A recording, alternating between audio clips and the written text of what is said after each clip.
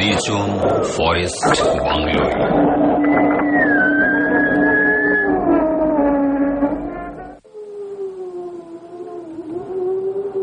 দুধারের ঘন বনের জমাট অন্ধকারের ভেতর থেকে হাওয়ার একটা অদ্ভুত শব্দ গাড়ির শব্দকে ছাপিয়ে বুঝি জেগে উঠছে। তীক্ষ্ণ একটা শীষ দিয়ে শব্দটাকে কেউ বুঝি আরো তীব্র করে তুলছে।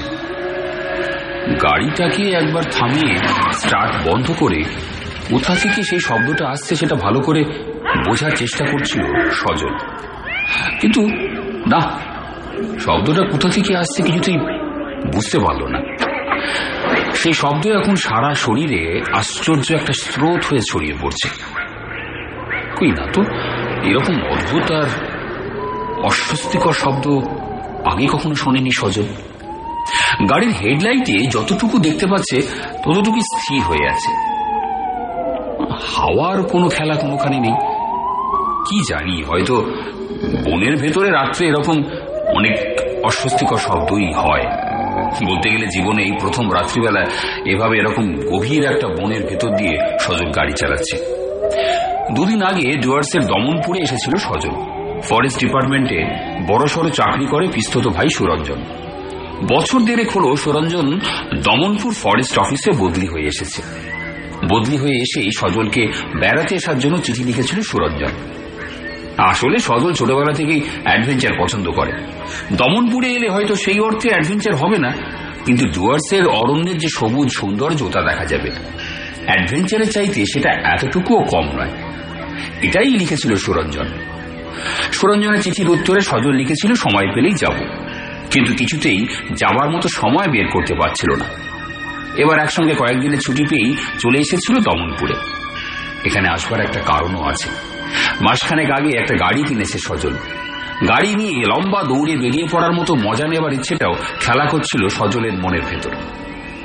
দুটো দিন সুরঞ্জনের সঙ্গে বনের ভেতরে বেরিয়ে ডুয়ার্সের নিবিড় অরণ্যের সৌন্দর্য উপভোগ করেছে সজল। সুরঞ্জন যাই বল, বনের ভেতর সেই বেড়ানো অ্যাডভেঞ্চারের চাইতে কম আনন্দ দেয়নি সজলকে। বনের ভেতর বেড়াতে বেড়াতেই জয়ন্তীর জঙ্গলের গল্প করেছিল সুরঞ্জন। ছোট্ট একটা শহর জয়ন্তী, পাহাড়ের মজা আছে সেই ছোট্ট শহরে। একসময় জমজমাট ছিল এই জায়গাটা। লাইমস্টোন কোম্পানির অফিস ছিল বলেই প্রচুর লোকের যাওয়া আসা ছিল এই জয়ন্তীতে। অনেক গাড়িও চলাচল করত। এখন সেই অফিস আর নেই, প্রায় নির্জন হয়ে গেছে জয়ন্তী। সে নির্জনতার জন্যই এখন জয়ন্তীকে আরো ভালো লাগে সজল। কিন্তু থাকবার জায়গা কোথায়? জয়ন্তীতে একটা ফরেস্ট ডাক বাংলো আছে। সত্যি যদি সজল যেতে চায় সুরঞ্জন তাহলে ব্যবস্থা করে দিতে পারবে, এই কথাই সুরঞ্জন বলেছিল। সজল যেতে চেয়েছিল আর সুরঞ্জনও ব্যবস্থা করে দিয়েছিল ডাক বাংলোর। সকালের দিকে বেরিয়ে পড়বার কথা বলে দিয়েছিল সুরঞ্জন, কিন্তু রাতের বন দেখার জন্যই সজল সন্ধ্যের পর গাড়ি নিয়ে বেরিয়েছে। বেশ ভালোই লাগছিল প্রথমটা। গাড়ির হেডলাইট, বনের পথ আর ড্যাশবোর্ডের নীল আলোয় পুরো ব্যাপারটাকেই বেশ রোমাঞ্চকর মনে হচ্ছিল। কিন্তু এখন বনের ভেতর থেকে উঠে আসা হাওয়ার শব্দের সঙ্গে সেই শীষের শব্দ খানিকটা অস্বস্তি তৈরি করেছে বলে তাড়াতাড়ি জয়ন্তীতে পৌঁছানোর একটা তাড়া অনুভব করছে সজল। কটা বাজল? ঘড়ির কাঁটায় চোখ রাখল সজল। 7:10। বনের মধ্যে সন্ধ্যের পরই বুঝি গভীর রাত নেমে আসে, মনে মনে ভাবল সজল। গাড়িটা থামিয়ে সব আলো নিভিয়ে দিয়ে একটু সময় বনের এই অন্ধকারটুকু উপভোগ করতে ইচ্ছে হচ্ছিল সজলের, কিন্তু এখন সেই ইচ্ছেটাকে সে মনের ভেতরই রেখে দিল।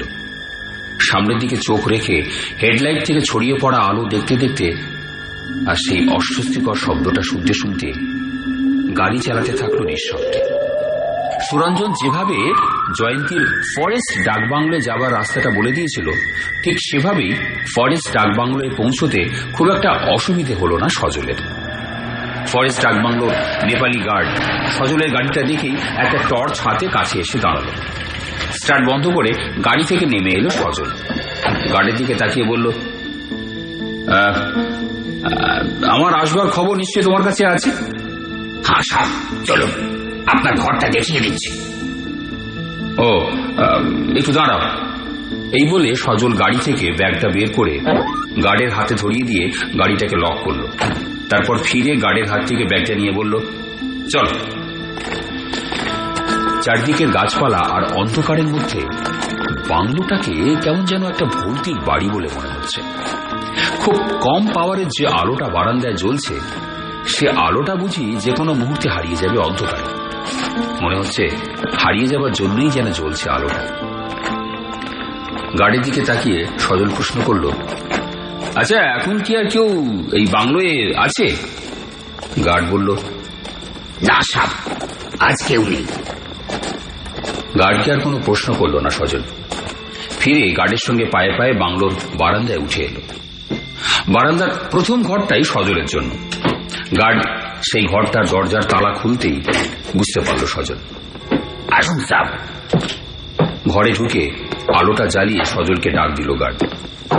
ঘরে ঢুকলো সজল, ঘরটাকে ভালো করে দেখলো, এগিয়ে গিয়ে তারপর টেবিলের ওপর রাখলো তার ব্যাগটা। গার্ড বলল, খানা বলতে হবে সাব। না না, রাতের খাবার আমি রাস্তায় খেয়ে এসেছি। ঠিক আছে, কোনো দরকার হলে ডাকবেন, আমি ওপাশের ঘরটায় থাকি। আচ্ছা, ঠিক আছে।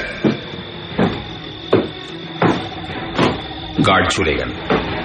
ব্যাগটা থেকে জিনিসপত্র বের করতে হবে। ব্যাগের উপর ঝুঁকে পড়ে চেনটা টানলো সজল। ঠিক সেই মুহূর্তেই সেই তীব্র শীষের সঙ্গে বনের ভেতরে সেই হাওয়ার শব্দ যেন দরজা দিয়ে ঘরের ভেতর লাফিয়ে নেমে পড়ল। ঝনঝন করে উঠল কাঁচের জানলাগুলো। কম পাওয়ারের আলোটার উপর কেউ যেন কালো একটা ওড়না দোলাতে লাগলো। চমকে উঠে ফিরে দাঁড়ালো সজল, চোখ রাখলো দরজায়। দেখলো, হ্যাঁ, একটা কালো ছায়া দরজায় স্থির হয়ে আছে। মনে হলো জমাট সেই কালো ছায়ার মুখে তীক্ষ্ণ দুটো দাঁত তীব্র কোনো আকাঙ্ক্ষায় একটুখানি ফাঁক হয়ে আছে। পাথরের মতো স্থির হয়ে গেল সজল। মৃত্যুর মতো একটা আতঙ্ক মেরুদণ্ডের মধ্যে দিয়ে ঠান্ডা স্রোত হয়ে নামতে থাকলো। নিজের অজান্তেই হঠাৎ তীব্র গলায় চেঁচিয়ে উঠল সজল। দুহাত মুঠো করে শূন্যে তুলল। বাইরে থেকে উঁচু গলায় গার্ডের চিৎকার ভেসে এলো, সঙ্গে সঙ্গে সেই জমাট কালো ছায়া দুটো একটা ডানা তৈরি করল। তুলে উঠল সেই ডানা দুটো। তীব্র সেই শীষের শব্দ তীব্র হলো আরো। সেই হাওয়ার শব্দ ঝড়ের ভয়ঙ্কর গর্জন হয়ে চুরমার করে দিতে থাকলো সবকিছু।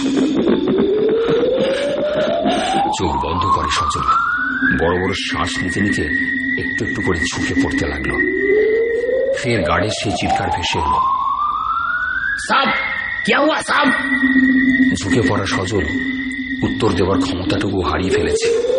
সিঁড়ি থেকে কি কোনো একটা পায়ের শব্দ উঠে আসছে? হ্যাঁ হ্যাঁ, সিঁড়ি বেয়ে সত্যি উঠে আসছে একটা পায়ের শব্দ। সেই পায়ের শব্দের সঙ্গে সঙ্গে সজলের মধ্যে একটু একটু করে বুঝি জ্ঞান ফিরে আসছে। দরজায় এসে দাঁড়ালো সেই শব্দ। সোজা হয়ে দাঁড়ালো সজল, খানিকটা আচ্ছন্নভাবে চোখ রাখলো দরজায়। হ্যাঁ, গার্ডটা এসে দাঁড়িয়েছে।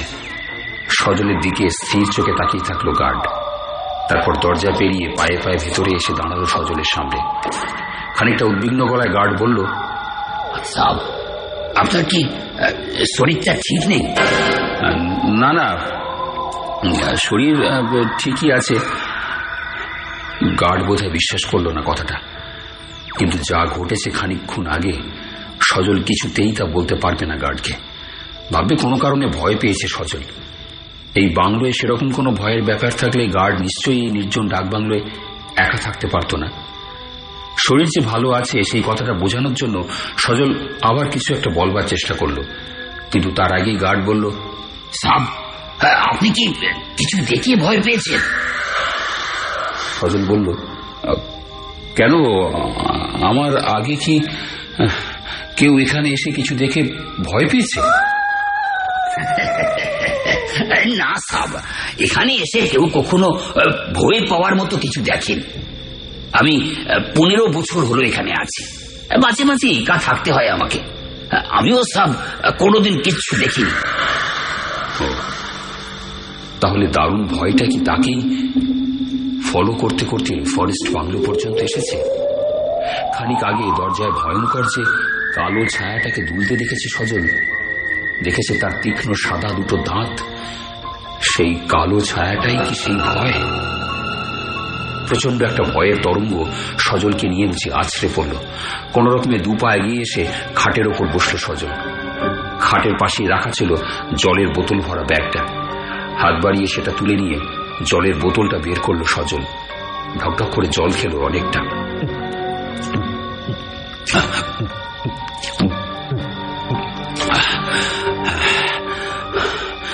স্থির চোখে সজলের জল খাওয়াটা দেখলো গার্ড।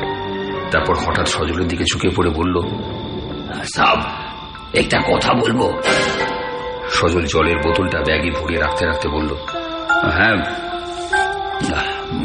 বলো। আমি যতক্ষণ আছি ততক্ষণ আপনার ভয় পাওয়ার কিছু নেই। সজল যে ভয় পেয়েছে গার্ড সেটা ঠিক ধরতে পেরেছে। এবার হঠাৎই গার্ড টান টান হয়ে সোজা হয়ে দাঁড়ালো, হাত বাড়ালো সজলের দিকে, বলল, জলের বোতলটা আমায় দিন সাব, জল ভরিয়ে এনে দিচ্ছি। সত্যি ওয়াটার বটলে জল ভরে আনা দরকার। যতটা জল আছে বোতলে সারাটা রাত তাতে চলবে না। ব্যাগ থেকে বটলটা বের করে গার্ডের হাতে ধরিয়ে দিল সজল।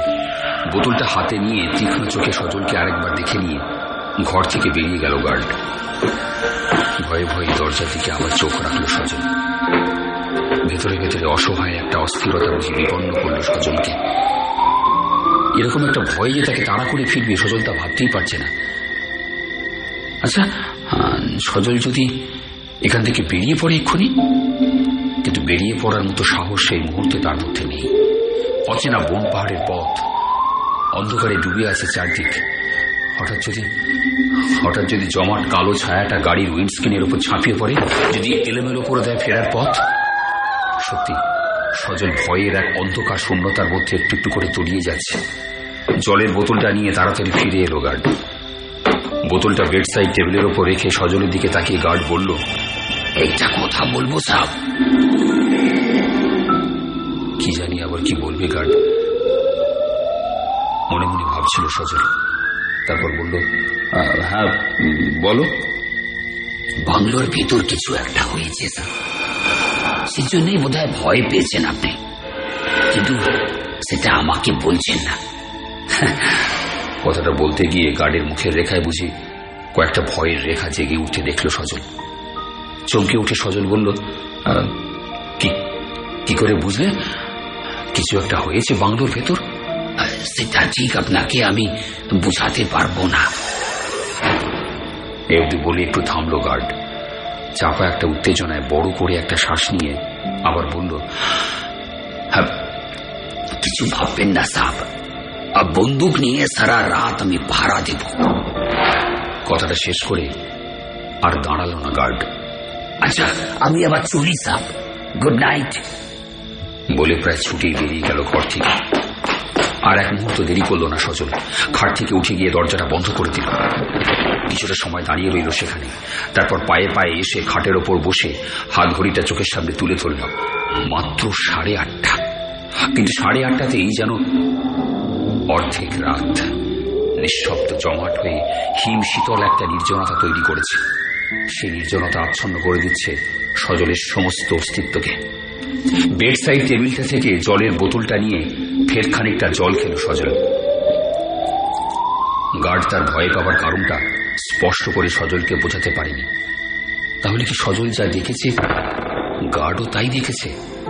সেই জন্যই ঠিক বোঝাতে পারেনি। সজলের সারা শরীরে বিদ্যুতের মতো একটা ভয় খেলা করে গেল। বড় বড় কাঁচের জানলার দিকে চোখ ফেরাল সজল। অন্ধকারে ডুবে থাকা গাছপালাগুলো বুঝি অশরীরী একটা ভয়ঙ্কর ভয়ের অস্তিত্ব হয়ে দাঁড়িয়ে আছে। চোখ বুজে ফেলল সজল। তারপর জুতো শুদ্ধ পায়ে চিত হয়ে শুয়ে অন্য কিছু ভাবতে চেষ্টা করল। কাল দিনের আলো ফোটবার সঙ্গে সঙ্গেই এখান থেকে বেরিয়ে পড়তে হবে। এক মুহূর্ত আর থাকবো না। এখন রাতটা শুধু ভালোই ভালোই কেটে গেলে হয়। অবশ্য একটা ব্যাপারে নিশ্চিন্তি, রাতটা জেগেই পাহারা দেবে গার্ড, আর ওর কাছে বন্দুকও আছে। তেমন কিছু ঘটে যাওয়ার আগেই সাহায্য পাওয়া যাবে। এসব ভাবতে ভাবতে কখন যে ঘুমিয়ে পড়ল সজল নিজেও টের পেল না। হঠাৎ প্রবল একটা কিসের শব্দে লাফিয়ে উঠে বসল সজল। নিজের অজান্তেই দু হাত মুঠো করে নিজেকেই বুঝে আঁকড়ে ধরতে চেষ্টা করলো। স্পষ্টই বুঝতে পারল বাংলোটার চারদিকে কিছু একটা উড়িয়ে বেড়াচ্ছে, ডানার শব্দে ছড়িয়ে পড়ছে ঝোড়ো হাওয়ার শব্দ। সজল একটা আতঙ্কে কাঁচের জানলার দিকে চোখ রেখে সেই শব্দটাকে বোঝার চেষ্টা করছে। ঠিক সেই মুহূর্তে কালো একটা জমার ছায়া বিশাল ডানা মেলে আছড়ে পড়ল জানলার কাচের ওপর। ঝনঝন করে ভেঙে পড়ল জানলার কিছু কাঁচ। সেই ভাঙা কাঁচের ভেতর দিয়ে তীক্ষ্ণ সাদা দুটো দাঁত বেরিয়ে এলো। কি তীব্র, কি দারুণ ভয়ঙ্কর সেই দুটো সাদা ধারালো দাঁত। সজলের সমস্ত শরীর শব্দহীন, বোধহীন, গভীর এক শূন্যতার ভেতর ডুবে যেতে থাকলো একটু একটু করে। হয়তো দাঁত দুটো ক্রমশ এগিয়ে আসছে আমার দিকে। দারুণ দারুণ কোন এক তৃষ্ণায় যেন অধীর হয়ে উঠছে দাঁত দুটো। চিৎকার করে সজল গার্ডকে ডাকতে চাইল, কিন্তু গলা দিয়ে কোনো শব্দ বেরোলো না। লাফ দিয়ে নামতে চাইল খাট থেকে, কিছুতেই নামতে পারল না। হঠাৎ একটা গুলির শব্দ রাতের অন্তহীন নৈশব্দকে খান খান করে ভেঙে দিল। নিজের অজান্তেই লাফিয়ে উঠল সজল। জানলার দিকে তাকিয়ে দেখল কাচের ওপরে সেই জমাট অন্ধকার তার ডানা দুটো ঝাপটে শূন্যে উঠল মুহূর্তের জন্য। তীব্র সেই শীষের শব্দ তীব্রতর হলো। ফের ঝোড়ো হাওয়ার শব্দ ভয়ঙ্কর ভাবে বাংলোর উপর ছাপিয়ে পড়ল। না, আর কিছুতেই সহ্য করতে পারছে না সজল। নিজের অজান্তে দু চোখ বুজে ফেলল। নিশ্চয়ই সেই কালো অন্ধকারকে ওপর থেকে নেমে আসতে দেখেছে গার্ড, দেখেছে জানলার উপর ঝাঁপিয়ে পড়তে। গুলিও ছুঁড়েছে জানলার উপর ঝাঁপিয়ে পড়বার পরই সেই গুলির শব্দ শুনতে পেয়েছে সজল। কিন্তু কি হবে শেষ পর্যন্ত? অদ্ভুত একটা শব্দ বেরিয়ে এলো সজলের বুকের ভেতর থেকে।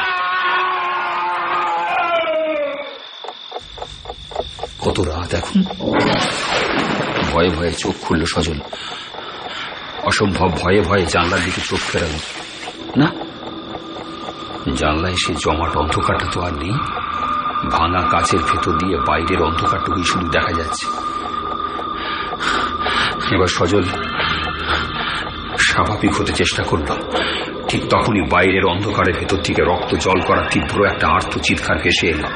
মনে হলো কেউ যেন ভয়ঙ্কর মৃত্যুর মুঠোর ভেতর থেকে নিজেকে ছাড়িয়ে নেওয়ার জন্য প্রাণপণ চেষ্টা করছে। জীবনে এরকম চিৎকার কখনো শোনেনি সজল। ঝুঁকে পড়ে দু হাতে কান দুটো চেপে ধরল, কিন্তু সে ভয়ঙ্কর চিৎকার থেকে মুক্তি পেল না। দারুণ রকমের একটা দুঃস্বপ্নের ভেতর ক্রমশ ডুবে যেতে থাকলো।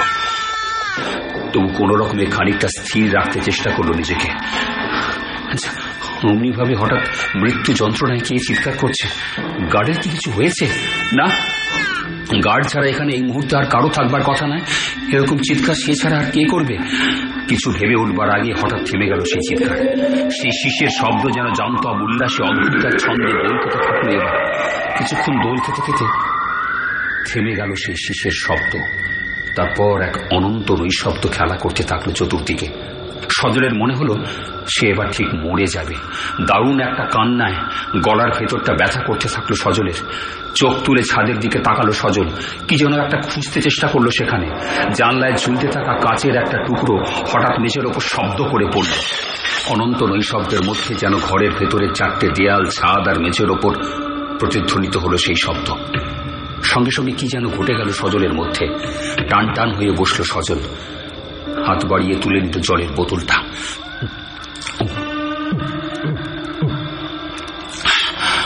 ঢকঢক করে বেশ খানিকটা জল খেল।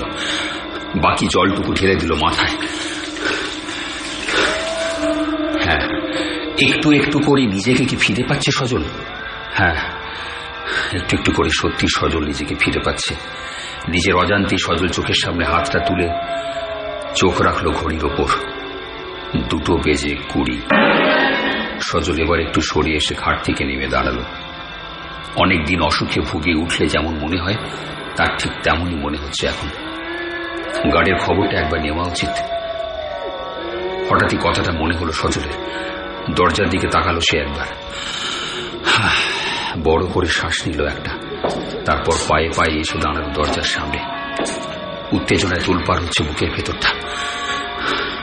তবু নিজেই নিজেকে অতিক্রম করল সজল। হাত বাড়িয়ে দরজাটা খুলল। সঙ্গে সঙ্গে একরাশ এলোমেলো ঝোড়ো হাওয়া বুঝে ঝাঁপিয়ে পড়ল সজলের শরীরে। শিউরে উঠল সজল। স্থিরভাবে দরজায় দাঁড়িয়ে চোখ রাখল বাইরে। নির্জনতা যেন ভয়ঙ্কর ভাবে তরঙ্গিত হচ্ছে চারদিকে। এভাবে যে ভয়ঙ্কর হয়ে উঠতে পারে নির্জনতা, তা কোনোদিন সজল ভাবতেও পারেনি। বারান্দার মৃদু আলোটুকু রাতের হালকা কুয়াশায় ডুবে আছে। বারান্দা ছাড়িয়ে বাংলোর উঠোনে নামতে পারছে না আলোটুকু। দরজা দিয়ে লাফিয়ে পড়া ঘরের আলোটাও বারান্দায় এসে থমকে গেছে। কিন্তু গার্ড কোথায় গেল? গুলি ছুড়ে কখনোই সে মিলিয়ে যেতে পারে না। দরজা খুলে সজলকে বেরিয়ে আসতে দেখে নিশ্চয়ই গার্ডের তার কাছে এসে জিজ্ঞেস করা উচিত ছিল কেন সজল দরজা খুলেছে। আচ্ছা, গার্ডকে কি চেঁচিয়ে একবার ডাকবে সজল? হ্যাঁ, ডাকাই তো উচিত। মনে মনে কথাটা ভেবে সজল 2 পা এগিয়ে এলো। তারপর ভাঙা গলায় চেঁচিয়ে ডাকলো গার্ডকে। গার্ড, কাহা হো তুম? গার্ড! সঙ্গে সঙ্গে বাংলোর উঠোন থেকে তীব্র সেই শীষের শব্দ চারিদিকের ভয়ঙ্কর নির্জনতাকে যেন ঝড়ে উত্তাল সমুদ্রের মতো অস্থির গর্জনে ভরে দিল। আবার 2 পা এগিয়ে এলো সজল। বারান্দার রেলিং ধরে সামলে নিল নিজেকে। তারপর 2 চোখ বুজে বড় বড় করে শ্বাস নিল বার কয়েক।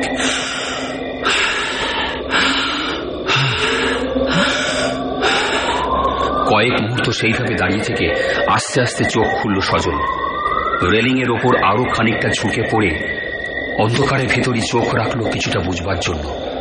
সঙ্গে সঙ্গে নিঃশ্বাস বন্ধ হয়ে এলো সজলের। সে জমাট অন্ধকারটা উঠোনের ওপর কি যেন একটা জিনিসকে তার 2 ডানায় শক্ত করে চেপে ধরে আছে। ধীরে ধীরে দুলছে তার ডানা দুটো। অলৌকিক একটা ছন্দে যেন দোলাচ্ছে উঠোনের পুরো অন্ধকারটাকে। আরেকবার ভাঙা গলায় গার্ডকে ডাকলো সজল। গার্ড! না, কোনো উত্তর এলো না। খানিকটা সময় কিভাবে যেন গড়িয়ে গেল। হঠাৎ সজল দেখল সেই ডানা দুটো আরো জোরে দুলতে দুলতে ভেসে উঠল আস্তে আস্তে। চারদিকে সমস্ত অন্ধকার যেন ভর করেছে সেই ডানায়। হাওয়া যেন সেই ডানার সঙ্গী হল। গাছপালার ভেতর অসংখ্য পাখি ডেকে উঠল একসঙ্গে। ডানা দুটো উঠতে উঠতে 2 বার বাংলোটাকে ঘুরল।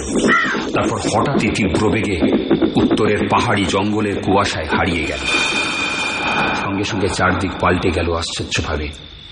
কুয়াশায় ঢেকে থাকা রাত্রিটা ভয়হীন একটা অনুভবে ভরে দিল সজলকে। এবার বাংলোর উঠোনের দিকে চোখ রাখল সজল। সেখানে অন্ধকারে চিত হয়ে কে শুয়ে আছে? তীব্র একটা ভয়ে সজল সেদিকে গেল। মাথার টুপিটা দেখে মুহূর্তে চিনে ফেলল গার্ডকে। তাহলে গার্ডকেই ঢেকে রেখেছিল সেই ডানা দুটো? না, আর এক মুহূর্ত দেরি করল না সজল। টান টান হয়ে দাঁড়ালো। তারপর তাড়াতাড়ি বারান্দা থেকে নেমে এলো। ফের আরেকবার চিত হয়ে শুয়ে থাকা গার্ডকে দেখে নিয়ে পায়ে পায়ে সামনে ঝুঁকে পড়ল গার্ডের শরীরের ওপর। ঝুঁকে পড়েই আতঙ্কে লাফিয়ে উঠল।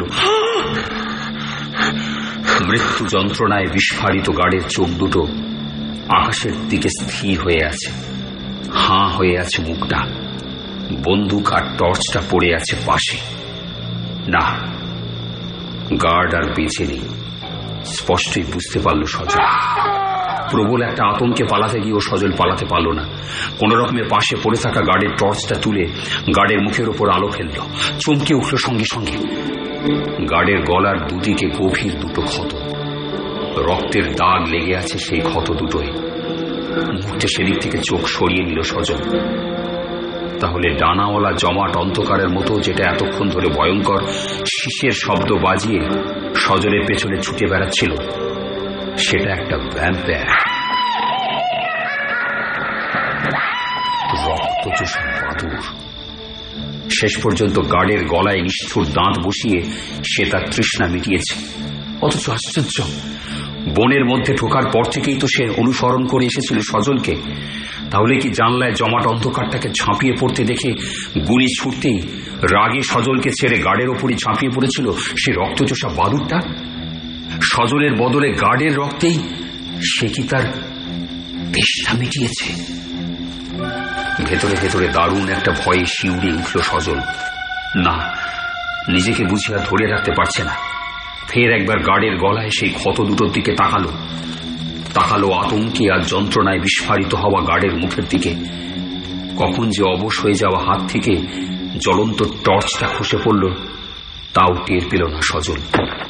অন্ধকারে ডুবে থাকা নির্জন ফরেস্ট বাংলোর উঠোনে আকাশের দিকে তাকিয়ে নিঃশব্দে একটা রোদে ভরা সকালের জন্য অসহায়ভাবে অপেক্ষা করতে লাগল সজল।